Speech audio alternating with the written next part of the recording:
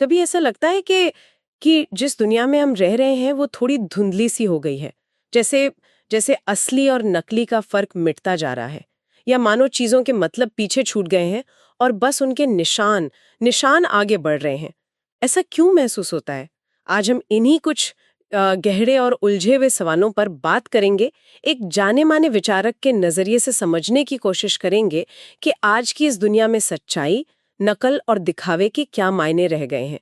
हमारा मकसद है इन मुश्किल आइडियाज को थोड़ा आसान बनाना, ताकि ये समझ में आए कि हमारे आसपास क्या चल रहा है। तो चलिए शुरू करते हैं। एक एक पुरानी कहानी है, एक ऐसे साम्राज्य की जिसने इतना बड़ा नक्शा बनाया कि वो पूरी जमीन पर फैल गया। लेकिन सोचिए, अगर अब नक्शा पहले बनने लगे और जमीन उसके हिसाब से ढलने लगे तो। इसका क्या मतलब हुआ फिर? हाँ, ये सवाल सीधा मतलब मुद्दे की जड़ पर चोट करता है। ये उस सोच की तरफ ले जाता है जहां असलियत की नकलें यानी सिमुलेशन वो खुद असलियत से ज्यादा ताकतवर हो जाती हैं। नक्शा इतना हावी हो जाता है कि जमीन मतलब हकीकत उस नक्शे को ही कॉपी करने लगती है। इसी को हाइपर रियल या अति वास्तविकता कहते हैं। एक ऐसी दुनिया जहां मॉडल पहले आते हैं और असलियत बाद में। अति वास्तविकता, हम्म। ये सुनने में थोड़ा थोड़ा साइंस फिक्शन जैसा लगता है। क्या ये वाकई हमारी आज की दुनिया है? हाँ, हाँ, कुछ हद तक तो ये हमारी आज की सच्चाई बन चुकी है, बिल्कुल। हाइपर रियल में वो जो चीजें हम देखते हैं ना, वो किसी असली चीज की नकल नहीं होती, जरूरी नहीं है। बल्कि वो ऐसे मॉडलों या कोड से बनती हैं जिनका कोई ओरिजिनल है ही नहीं, कोई स्रोत ही नहीं। असलियत की जगह असलियत के निशान ले लेते हैं। निशान? जैसे? जैसे डिज्नीलैंड को लीजिए, क्या वो असली अमेरिका है? नहीं, वो अमेरिका का एक बनाया हुआ परफेक्ट साफ सुथरा संस्करण है। पर धीरे धीरे वो असली अमेरिका से ज्यादा अमेरिकी लगने लगता है ना? हाँ हाँ, ये बात तो है। या मान लीजिए किसी पुरानी गुफा की एकदम हूबहू बिल्कुल सटीक नकल बना दी जाए। अब कौन सा असली है कौन सा नकली, धीरे धीरे ये फर्क ही मिट जाता है। असलियत अपनी ही नकलची बन जाती है एक तरह से। अच्छा, तो ये सिर्फ नाटक करना या किसी चीज को छुपाना नहीं है, उससे कहीं ज्यादा गहरी बात है। जैसे कोई बीमारी का नाटक करे, वो अलग बात है। हाँ, लेकिन कोई बीमारी के लक्षण पैदा कर ले, वो अलग। बिल्कुल सही पकड़ा आपने। बिल्कुल, नाटक करना या छुपाना, जिसे डिसिमुलेशन कहते हैं, वो असलियत को सिर्फ ढकता है, पर यह मानता है कि असलियत कहीं ना कहीं है, मौजूद है। लेकिन नकल यानी सिमुलेशन, उसका मतलब है वो दिखाना जो है ही नहीं, जिसका कोई वजूद ही नहीं। ये नकली चीज इतनी हावी हो जाती है कि असली और नकली का भेद ही खत्म हो जाता है। जब कोई नकली लक्षणों को पैदा करता है तो फिर यह सवाल ही बेमानी हो जाता है कि असल बीमारी है भी या नहीं, है ना? तो इस नकल की दुनिया में जो असली चीज थी, उसकी कोई कीमत ही नहीं रही। सब कुछ बस सतह पर तैर रहा है। यही यही तो सबसे बड़ी चुनौती है इस पूरी प्रक्रिया में। हम असलियत की जड़ें, उसका संदर्भ, उसका मतलब वो खो देते हैं। चीजें अब किसी ठोस हकीकत का आईना नहीं रही। ये कुछ ऐसा है जैसे जैसे जेनेटिक कोड होता है ना, छोटे छोटे निर्देशों से मिलकर एक पूरा जीव बन जाता है। वैसे ही हमारी असलियत भी अब छोटे छोटे मॉडलों, निशानों और कोड से बन रही है। शायद इसीलिए हमें गुजरे हुए जमाने की इतनी याद सताती है। वो नॉस्टैल्जिया महसूस होता है। ऐसा लगता है जैसे वो ठोस असलियत अब हाथ से निकल गई है। ये तो बड़ी अजीब बात है कि असलियत ही इतनी हिल गई है। अगर ऐसा है, तो फिर इतिहास का क्या मतलब रह जाता है? हम इतनी फिल्में देखते हैं, पुरानी घटनाओं पर सीरीज देखते हैं, क्या वो भी इसी नकल का हिस्सा है? हाँ, बिल्कुल। इतिहास के साथ भी कुछ ऐसा ही हो रहा है। इतिहास अब सिर्फ गुजरे हुए वक्त की याद, एक तरह की नॉस्टैल्जिया बनकर रह गया है, जिसे हम तस्वीरों, फिल्मों या कहानियों की तरह देखते हैं और उपभोग करते हैं। वो जो इतिहास का वजन था, उसका जो गहरा एहसास था, वो कहीं खो गया है। अब इतिहास भी एक तरह का फैशन बन गया है। रेट्रो स्टाइल, पुरानी चीज़ें, पुरानी फिल्में, हम उसे टुकड़ों में याद करते हैं। उसकी पूरी कहानी या उसके सबक शायद भूलते जा रहे हैं। और इसमें मीडिया जैसे टीवी और फिल्में, इनका क्या किरदार है? मिसाल के तौर पर होलोकॉस्ट जैसी भयानक घटना पर बनी फिल्में या टीवी सीरीज। देखिए, मीडिया यहाँ सिर्फ खबर नहीं देता। टीवी और फिल्में इन ऐतिहासिक घटनाओं को, जैसे होलोकॉस्ट या कोई परमाणु हादसा या युद्ध, इनको एक तरह से मंच पर दोबारा रचते हैं। वो सिर्फ रिपोर्टिंग नहीं करते, वो उसे एक इवेंट, एक तमाशे में बदल देते हैं। सोचिए, होलोकॉस्ट पर बनी कोई टीवी सीरीज, उसका मकसद क्या था? इतिहास की भयावहता को महसूस कराना या एक सनसनीखेज टीवी इवेंट बनाना जो ज्यादा से ज्यादा लोग देखें? कई बार ये इवेंट इतने शक्तिशाली हो जाते हैं कि वो असली घटना की गंभीरता को उसको पीछे छोड़ देते हैं। इंतजार कीजिए, कि आप ये कह रहे हैं कि मीडिया कभी-कभी घटनाओं को होने में भी मदद करता है या उन्हें पैदा तक कर देता है? ये सुनने में अटपटा लग सकता है, पर हाँ, कई बार ऐसा ही लगता है। एक फिल्म आई थी चाइना सिंड्रोम, याद है? उसमें एक न्यूक्लियर रिएक्टर में दुर्घटना दिखाई गई थी। हाँ हाँ। और हैरानी की बात है कि फिल्म रिलीज होने के कुछ ही दिन बाद अमेरिका के हैरिसबर्ग में 3 माइल आइलैंड पर लगभग वैसी ही एक असली परमाणु दुर्घटना हो गई। अरे हाँ। अब सवाल उठता है, क्या फिल्म ने भविष्य देख लिया था, या क्या फिल्म ने उस दुर्घटना के होने के लिए एक माहौल तैयार कर दिया? ऐसा लगता है जैसे मीडिया सिर्फ दिखाता नहीं, बल्कि कभी-कभी चीजों को होने के लिए उकसाता भी है। घटनाएं अपना असली मतलब खोकर मीडिया के बनाए भव्य तमाशे का हिस्सा बन जाती हैं। वियतनाम युद्ध के बारे में भी कुछ ऐसे ही सवाल उठाए गए थे, है ना? बिल्कुल। वियतनाम युद्ध को भी इसी नजरिए से देखा जा सकता है। ऊपर से तो ये अमेरिका और कम्युनिस्ट विचारधारा की लड़ाई थी, सीधा सा। लेकिन पर्दे के पीछे क्या चल रहा था? युद्ध इतने सालों तक क्यों चला? अमेरिका की हार हुई, फिर भी अमेरिकी समाज पर उसका वैसा असर क्यों नहीं हुआ जैसा शायद होना चाहिए था? हाँ, ये सोचने वाली बात है। क्या युद्ध का असली मकसद कुछ और था, जैसे चीन को दुनिया की राजनीति में वापस लाना? या शायद युद्ध खुद ही एक बहुत बड़ा दिखावा बन गया था, एक स्क्रिप्ट की तरह, जिसके असली उद्देश्य कुछ और ही थे? यहाँ भी असलियत और उसके मीडिया कवरेज के बीच की रेखा वो बिल्कुल धुंधली हो गई। ये नकल या सिमुलेशन का आइडिया, क्या ये सिर्फ विचारों और मीडिया तक ही सीमित है, या ये हमारे आसपास की जगहों पर भी लागू होता है, जैसे शॉपिंग मॉल या म्यूजियम? निश्चित रूप से ये हमारी भौतिक दुनिया में भी घुस चुका है। बिल्कुल।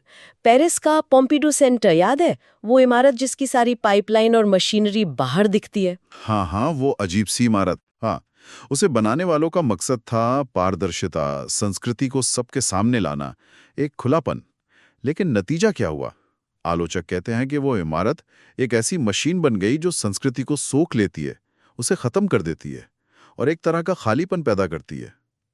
लोग वहां शायद संस्कृति देखने कम और इस सांस्कृतिक खालीपन के तमाशे को देखने ज्यादा जाते हैं।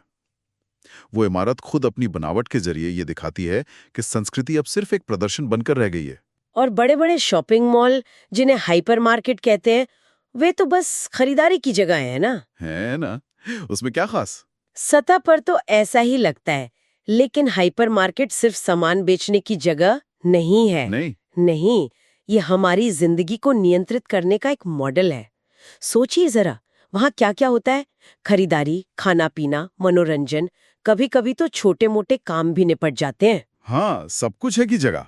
हाँ, ये हमारी जिंदगी के अलग अलग हिस्सों को, काम, फुर्सत, खाना, मीडिया, संस्कृति, सबको एक ही जगह, एक ही सर्किट में समेट लेता है। आप हाइपरमार्केट में घुसते हैं और एक तरह से पूरी दुनिया वहीं सिमट जाती है। ये जगहें सिर्फ सामान दिखाने के लिए नहीं हैं, बल्कि ये भीड़ को एक खास तरीके से चलाने, उन्हें एक जैसा उपभोक्ता बनाने के लिए डिजाइन की गई हैं। सब कुछ एक ही जगह, एक ही भाव में सिमट जाता है। ये बाहर फैलने के बजाय अंदर ही अंदर घनीभूत होने जैसा है, जिसे इम्प्लोजन या अंतस्फोट कहा जा सकता है। मतलब ये जगह सिर्फ हमारी सुविधा के लिए नहीं बनी, बल्कि ये हमें एक खास तरह का इंसान, एक उपभोक्ता बनाने के लिए प्रोग्राम कर रही हैं। हाँ, एक तरह से कह सकते हैं। ये हमें एक ऐसे सांचे में ढालती हैं, जहां हमारी पहचान इस बात से बनती है कि हम क्या खरीदते हैं, क्या उपभोग करते हैं। ये हमें एक ऐसे सर्किट में फंसा देती हैं, जहां हमें लगता है कि हमारे पास बहुत सारे विकल्प हैं, लेकिन असल में वो विकल्प भी उसी सिस्टम का हिस्सा होते हैं। ये समाज को कंट्रोल करने के नए, ज्यादा महीन तरीके हैं, ज्यादा छुपे हुए। ये अजीब है। एक तरफ तो आज हमारे पास जानकारी का भंडार है, इंटरनेट, टीवी, सोशल मीडिया पर हर पल कुछ नया आ रहा है, लेकिन दूसरी तरफ ऐसा लगता है कि दुनिया को समझने की हमारी ताकत वो कम होती जा रही है। ये कैसे हो सकता है? ये आज के दौर का सबसे बड़ा विरोधाभास है। बिल्कुल, जितनी ज्यादा जानकारी उतना ही कम मतलब। ये सुनने में उल्टा लगता है, लेकिन सोचिए, जब हर तरफ से इतनी ज्यादा जानकारी बरस रही हो लगातार, हाँ बिल्कुल, तो हर चीज बराबर लगने लगती है। क्या जरूरी है, क्या गैर जरूरी, इसका फर्क मिट जाता है। जानकारी का यह सैलाब असल में मतलब को पैदा नहीं करता, बल्कि उसे खत्म कर देता है, उसे शोर में डुबो देता है। तो मीडिया, जो संचार का माध्यम माना जाता है, वो असल में संचार को मुश्किल बना रहा है। कई बार ऐसा ही होता है। मीडिया अक्सर असल संवाद करने के बजाय संवाद होने का दिखावा करने में ही अपनी सारी ऊर्जा खर्च कर देता है। हाँ। टीवी पर बहसें देखिए, सोशल मीडिया पर ट्रेंड्स देखिए, ये सब लगातार बातचीत का माहौल बनाते हैं, है ना? हाँ, हर समय। लेकिन क्या इससे वाकई कोई गहरी समझ पैदा हो रही है, या ये सिर्फ एक शोर है, एक बुलबुला? जानकारी समाज को अलग अलग व्यक्तियों के समूह से बदलकर एक अनियंत्रित भीड़ में तब्दील कर देती है। इससे मतलब का विस्फोट नहीं, बल्कि अंतस्फोट, इम्प्लोजन होता है। सब कुछ अंदर ही अंदर सिमटकर बेमानी हो जाता है। मार्शल मैक्लुहान ने कहा था, माध्यम ही संदेश है। क्या ये विचार उससे भी आगे की बात कर रहा है? हाँ, हाँ, ये उससे एक कदम और आगे जाता है। मैक्लुहान कह रहे थे कि संदेश क्या है, इससे ज्यादा जरूरी यह है कि वो किस माध्यम से आ रहा है। टीवी, रेडियो, प्रिंट, क्योंकि माध्यम खुद हमारे सोचने के तरीके को बदलता है। लेकिन अब स्थिति यह है कि माध्यम और असलियत दोनों ही इस हाइपर रियल धुंध में ऐसे घुल मिल गए हैं कि उन्हें अलग करना मुश्किल है। अब ये पता लगाना मुश्किल है कि टीवी पर जो दिख रहा है वो असलियत है या टीवी की बनाई हुई असलियत। इसका कोई सटीक उदाहरण दे सकते हैं जो रोजमर्रा की जिंदगी से जुड़ा हो? विज्ञापन। विज्ञापन शायद इसका सबसे अच्छा उदाहरण है। विज्ञापन हर भाषा, हर संदेश को सोख लेता है और उसे अपनी चमक दमक वाली दुनिया में बदल देता है। विज्ञापन सिर्फ साबुन या कार नहीं बेचता, वो एक पूरी जीवन शैली, एक पूरा समाज बेचने लगता है। लास वेगस शहर को देखिए, वो शहर जो पूरी तरह रोशनी, संकेतों, होर्डिंग्स और विज्ञापनों से बना है। वहां क्या असली है, क्या नकली, ये फर्क करना नामुमकिन है। वो शहर विज्ञापन का चरम रूप है। बिल्कुल। आजकल विज्ञापनों में एक नया ट्रेंड भी दिखता है। वो सिर्फ खरीदो नहीं कहते, बल्कि कहते हैं जुड़ो, हिस्सा बनो। जैसे मैं वोट देता हूँ, मैं शामिल हूँ। इसका क्या मतलब है? ये भी एक दिलचस्प मोड़ है। बिल्कुल, पहले विज्ञापन कहते थे ये चीज खरीदो, तुम्हें खुशी मिलेगी, सीधा सा। हाँ। अब वो कहते हैं इस अभियान से जुड़ो, तुम बदलाव ला सकते हो। लेकिन ये भागीदारी का नारा अक्सर तभी आता है जब असली भागीदारी खत्म हो चुकी होती है या बहुत कम हो गई होती है। ये हमारी उदासीनता, हमारी बेरुखी को छिपाने का एक तरीका है। जब लोग असल में समाज से कट जाते हैं, तब उन्हें शामिल होने का दिखावा परोसा जाता है। ये भी उसी जानकारी के सैलाब और मतलब के अकाल का ही एक लक्षण है। ये नकल या सिमुलेशन का विचार, क्या ये हम इंसानों पर, हमारे शरीर पर भी लागू होता है? जैसे आजकल क्लोनिंग की बातें होती हैं, या तकनीक कैसे हमारे शरीर का हिस्सा बनती जा रही है? हाँ, ये दायरा अब हमारे शरीर तक पहुंच गया है। बिल्कुल, क्लोनिंग को लीजिए, ये सिमुलेशन का चरम है। एक ही चीज का बार बार बिना किसी अंतर के बनना। क्लोनिंग में कोई दूसरा नहीं होता, कोई कल्पना नहीं होती, कोई आईना नहीं होता, बस वही चीज बार बार दोहराई जाती है। इस नजरिए से देखें तो शरीर सिर्फ एक कोड, एक सूचना का समूह बनकर रह जाता है। तो क्या हमारा डीएनए ही हमारा सबसे बड़ा नकली अंग, प्रोस्थीसिस बन गया है? एक तरह से हाँ, कह सकते हैं। अगर शरीर की हर कोशिका में पूरा जेनेटिक कोड है और उस कोड से पूरा शरीर दोबारा बनाया जा सकता है, तो डीएनए शरीर को अनंत बार दोहराने की क्षमता रखता है। वो शरीर का विस्तार करने वाला सबसे ताकतवर कृत्रिम अंग बन जाता है। ये शरीर की प्राकृतिक सीमाओं का अंत है, जहां शरीर खुद अपनी अनगिनत नकलें पैदा कर सकता है। लेकिन इसका एक दूसरा ज्यादा भयानक पहलू भी है। जैसे जेजी बेलार्ड की किताब क्रैश में दिखाया गया है। वहां तकनीक शरीर को बेहतर नहीं बनाती, बल्कि उसे तोड़ती फोड़ती है, उसका विनाश करती है। आपने बिल्कुल सही याद दिलाया। क्रैश जैसी रचनाएं एक बिल्कुल अलग तस्वीर पेश करती हैं, एकदम उलट। यहां तकनीक शरीर का विस्तार नहीं करती, बल्कि उसका हिंसक तरीके से विघटन करती है। ये मौत का विस्तार है। कार दुर्घटना में इंसान का शरीर और मशीन एक हो जाते हैं, लेकिन ये मिलन किसी नई चीज को जन्म नहीं देता, बल्कि विनाश लाता है। यहां तक कि जिस्म पर लगे घाव वो नए किस्म के यौन अंग बन जाते हैं। बाप रे। सेक्स, तकनीक और मौत, ये सब कार दुर्घटना के धातु और खून में भयानक रूप से मिल जाते हैं। और कैमरा जो ये सब देखता है, वो इस विलय को और भी तीव्र और भी भयानक बना देता है। तो यहाँ हाइपर रियलिटी यानी अति वास्तविकता, वो कल्पना और असलियत दोनों को ही खत्म कर देती है। हाँ, क्रैश की दुनिया में न तो पुरानी वाली असलियत बचती है, न ही कल्पना की कोई गुंजाइश। सब कुछ सपाट हो जाता है, सब कुछ सतह पर आ जाता है। धातु की ठंडी चमक, खून का गाढ़ा लाल रंग, टूटे हुए अंग, यहां कोई गहरा मतलब नहीं है, बस सतह का भयानक सच है। ये अति वास्तविकता का एक क्रूर चेहरा है, जहां नकल ने असली और काल्पनिक दोनों को निगल लिया है। ये सब सुनकर तो सच में दिमाग घूम रहा है। ऐसा लगता है जैसे हर चीज पिघल रही है, बिखर रही है। असलियत, इतिहास, जगहें, जानकारी, यहाँ तक कि हमारा अपना शरीर भी। क्या इस पूरी स्थिति का कोई तोड़ है, कोई विरोध, या हम बस इस बिखराव को देखकर आकर्षित हो रहे हैं? ये बहुत गहरा सवाल है।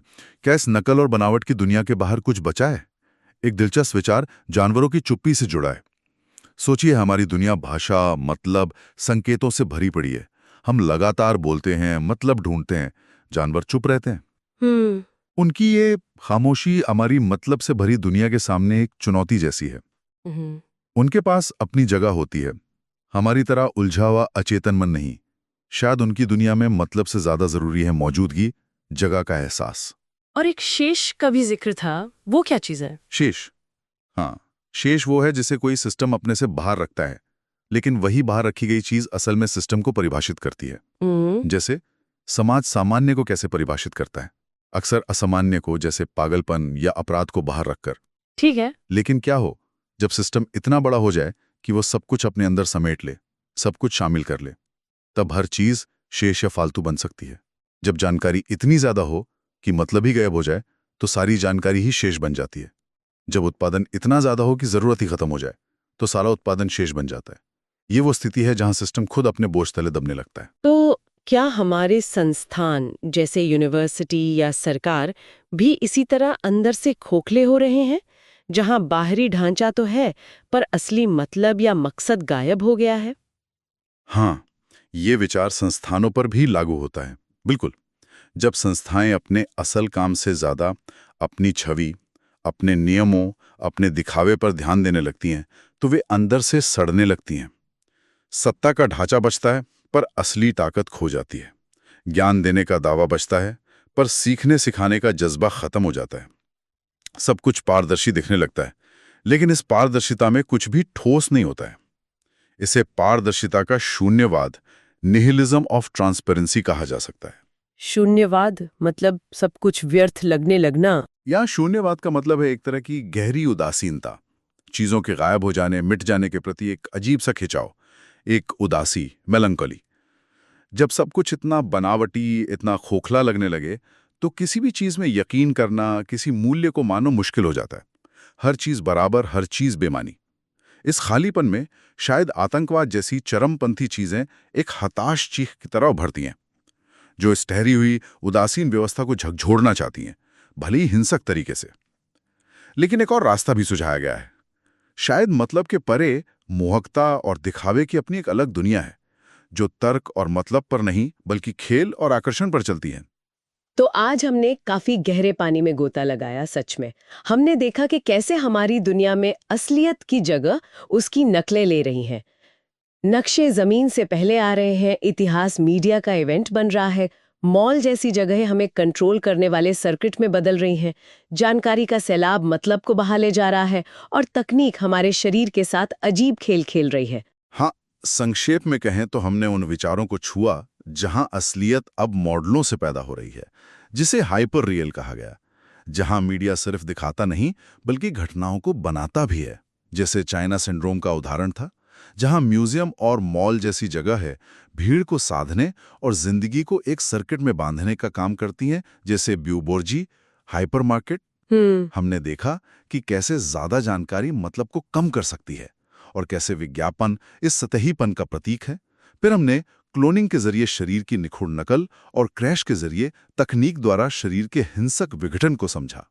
और आखिर में हमने जानवरों की चुप्पी, शेष के विचार, संस्थानों के खोखलेपन और एक तरह के शून्यवाद या उदासीनता पर बात की। ये सारे विचार यकीनन सोचने पर मजबूर करते हैं, और शायद हमारे रोजमर्रा के अनुभवों में भी इनकी झलक मिलती होगी कहीं न कहीं। उम्मीद है कि इस बातचीत से इन मुश्किल आइडियाज को समझने में थोड़ी आसानी हुई होगी, या शायद कुछ नए सवाल मन में आए होंगे। क्या ये चर्चा उपयोगी लगी? क्या ये बातें आपके अपने अनुभवों से मेल खाती हैं? अपने विचार जरूर साझा करें, और ये भी बताएं कि हम ऐसी चर्चाओं को और बेहतर कैसे बना सकते हैं।